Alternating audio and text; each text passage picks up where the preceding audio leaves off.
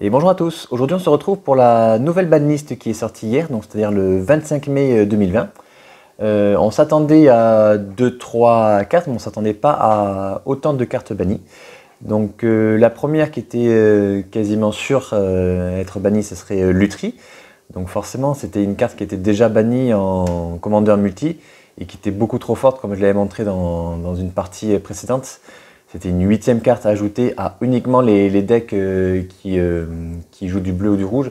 Donc tout ce qui était deck partenaire rouge-bleu, les decks comme Riel par exemple, ça allait provoquer un déséquilibre des couleurs. Du coup, uniquement les decks qui utilisaient ces couleurs-là allaient être plus forts que les autres parce qu'ils avaient d'entrée de jeu une 8e carte qui en plus pouvait se jouer en flash et qui en plus avait un avantage de copier un de nos propres sorts.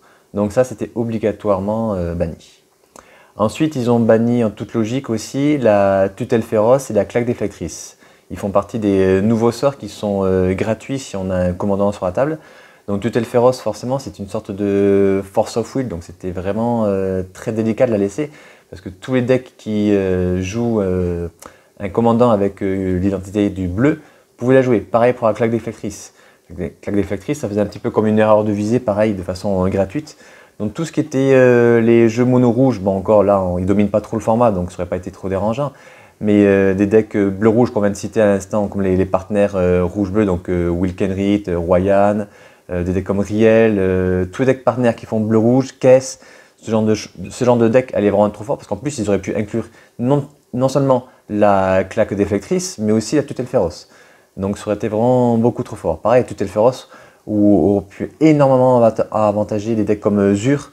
Ça aurait pu booster encore Team Latracios, qui aurait pu protéger sa combo encore plus facilement. Des decks comme Narset, ce genre de choses, voilà, il fallait vraiment la bannir.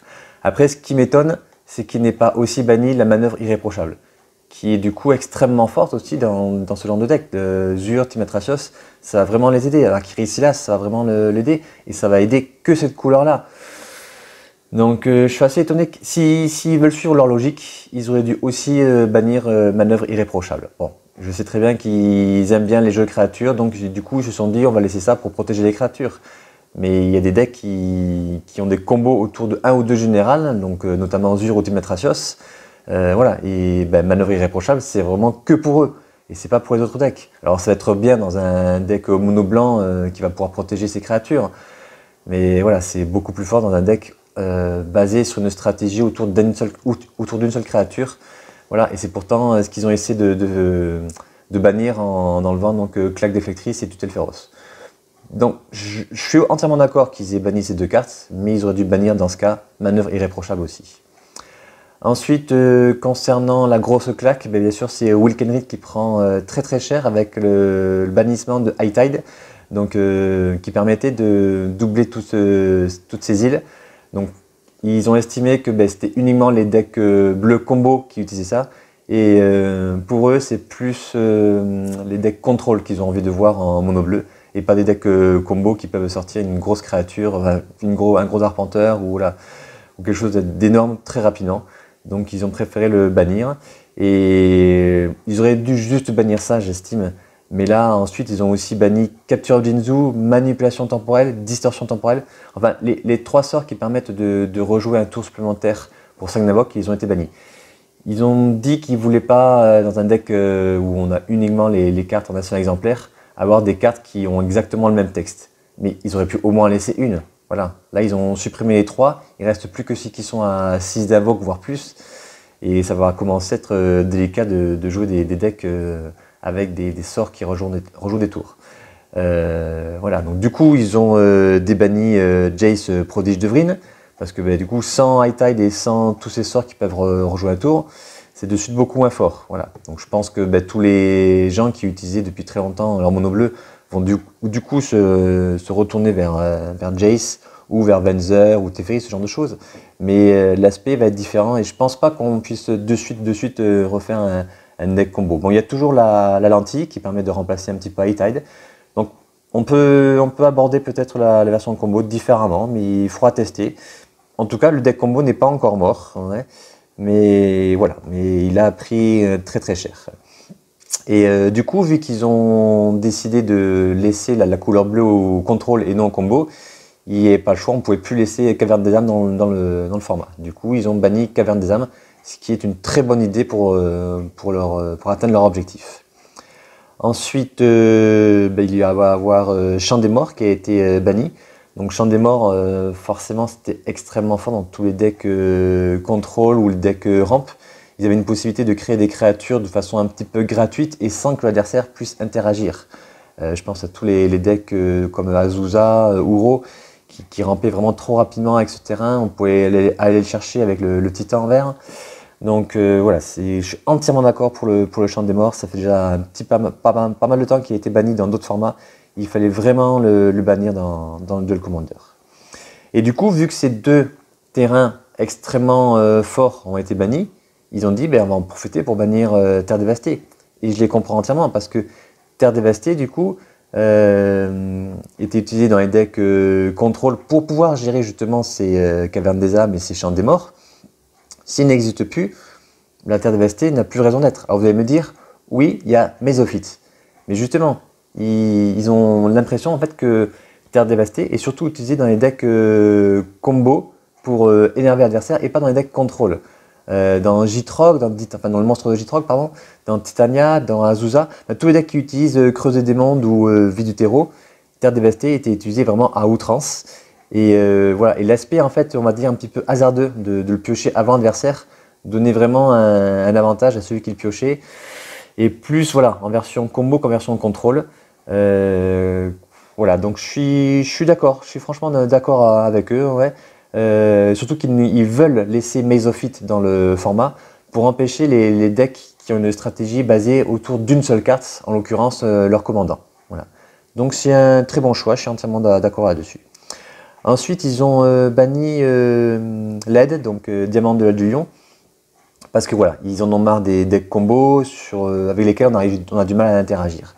Les decks combos comme Team Natracios, on peut interagir parce que la plupart des cartes à combo, c'est des créatures. Donc du coup, quand ils vont commencer leur combo, on peut toujours tuer leurs créatures. C'est assez facile, on va dire. Ouais. Avec le Diamant de l'Œil du Lion, surtout depuis qu'ils ont mis des cartes qui permettent de bien interagir avec le Diamant de Lion et de faire vraiment à outrance utiliser cette carte. Je pense à Brèche du Monde Souterrain.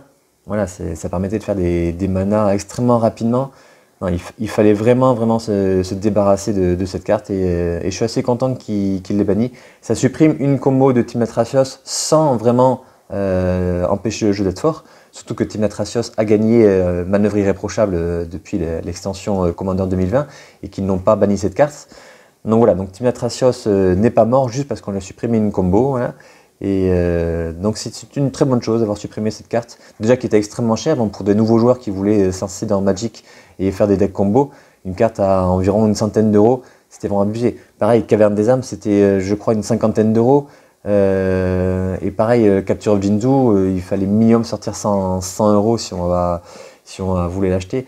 Voilà, c'était des cartes en fait voilà, qui étaient extrêmement fortes. Alors je sais bien, dommage à tous ceux qui les avaient, je pense à moi déjà, et tous ceux qui venaient de les acheter pour monter par exemple un Wilkenrit, c'est un peu douloureux pour eux, mais c'est une bonne chose pour l'environnement. Et du coup, donc, comme je dis, ils ont donc débanni Jace Prodige de Vryn et ils ont aussi débanni dans non donné, qui n'avait jamais été autorisé dans le format.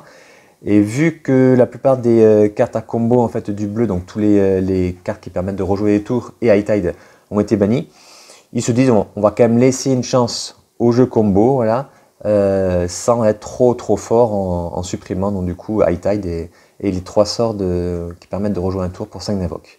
Donc combo mono bleu n'est pas mort, voilà, il y a toujours l'antille, ils lui ont donné, ils lui ont laissé non donné. Donc voilà, c'est pas mort, ça va être difficile forcément, mais il y a encore de quoi faire, voilà.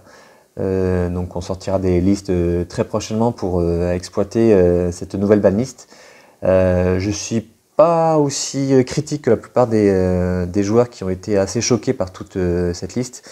Moi, la seule chose qui m'étonne, c'est qu'il n'ait pas banni Manœuvre irréprochable, qui est pourtant là, quasiment aussi forte que la claque déflectrice et la tutelle féroce. Et j'ai été aussi étonné qu'il ne parle pas de Lurus, parce que du coup, ils bannissent Lutri, qui avantageait surtout les decks à base de bleu et de rouge. Mais Lurrus, il avantage énormément Karlov. C'est vraiment dans l'esprit du général Karlov. C'est une 8e carte dans le deck et ça n'avantage vraiment que les couleurs blanc et noir. Donc voilà, s'ils bannissent Lutri, ils auraient dû aussi bannir Lurrus. Voilà. Donc c'est les deux cartes qui m'ont assez étonné. Quant à Riel, j'en avais déjà parlé dans une ancienne vidéo.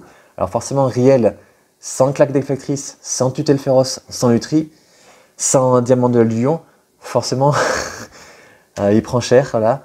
Ils l'ont un peu tué alors qu'il venait juste de naître. Voilà. Il n'est pas mort, mais voilà, ça va être un peu plus difficile. Mais voilà, ça reste toujours un bon deck. Alors forcément, il va être un petit peu fragile parce qu'il n'a que 3 en endurance et on a moins de moyens de le protéger. Mais ça restera toujours un bon deck. Voilà. Donc si vous avez des remarques, n'hésitez pas à les inscrire dans les commentaires. Et à bientôt pour une prochaine vidéo. Allez, bye bye.